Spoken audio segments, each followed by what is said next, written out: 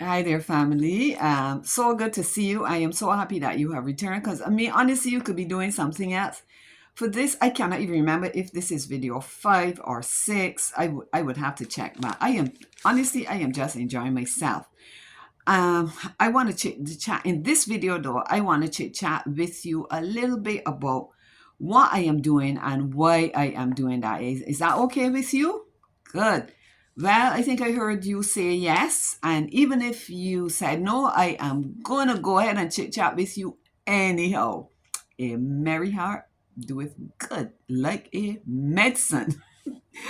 All right. But you know, this series on the promises is personally captivating. That is the truth.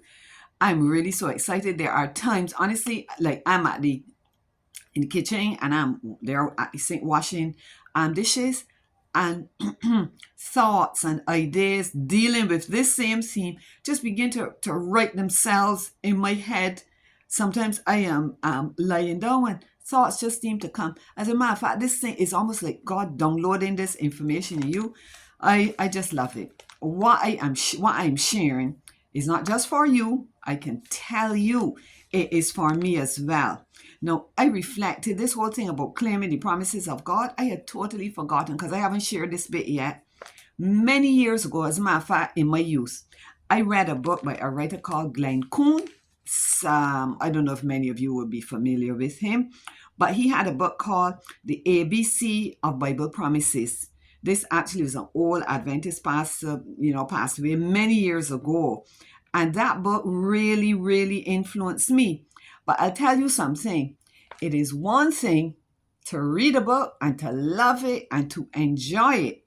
So you have the theory of whatever it is. It is another thing altogether to be brought into an experience where you have to learn in a practical way the truth of what you would have read. Yeah, I always say you don't learn to drive by reading a book or learning to drive. You have to get in the car and learn how to change those gears, etc. So certainly I would have been influenced by that book.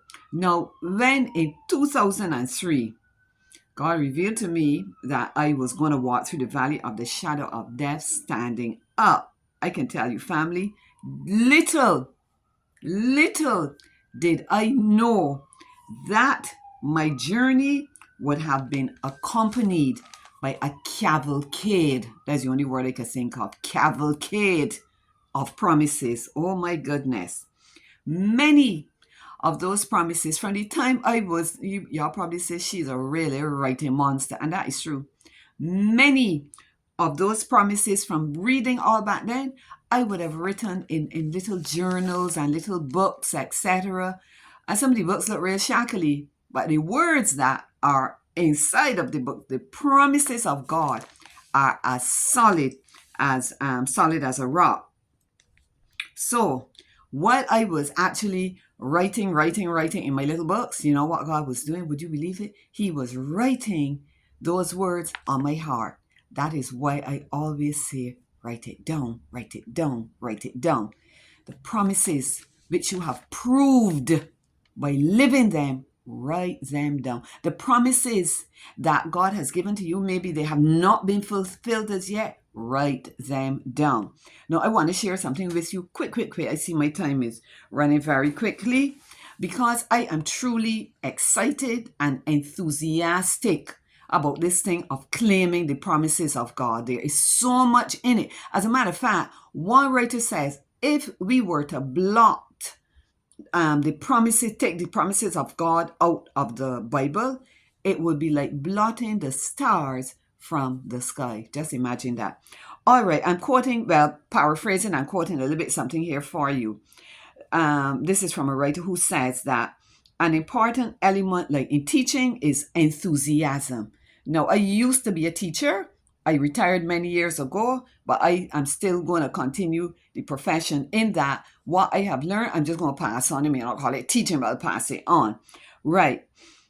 So there was a conversation between an actor and a minister. So it says here, the Archbishop of Canterbury had put to the actor the question why actors in a play affect their audiences so powerfully by speaking things imaginary, while ministers of the gospel often affect theirs so little by speaking of things real,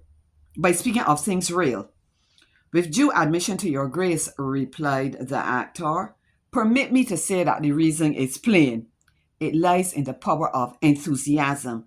We on the stage, listen carefully, we on the stage speak of things imaginary as if they are real, while you in the pulpit speak of things real as if they are imaginary.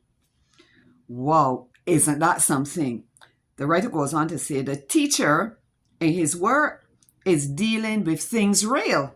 In a way, we are all teachers in one way or another, and he should speak of them with all the force and enthusiasm which a knowledge of their reality and importance can inspire. Are the promises of God real? They definitely are very real to me.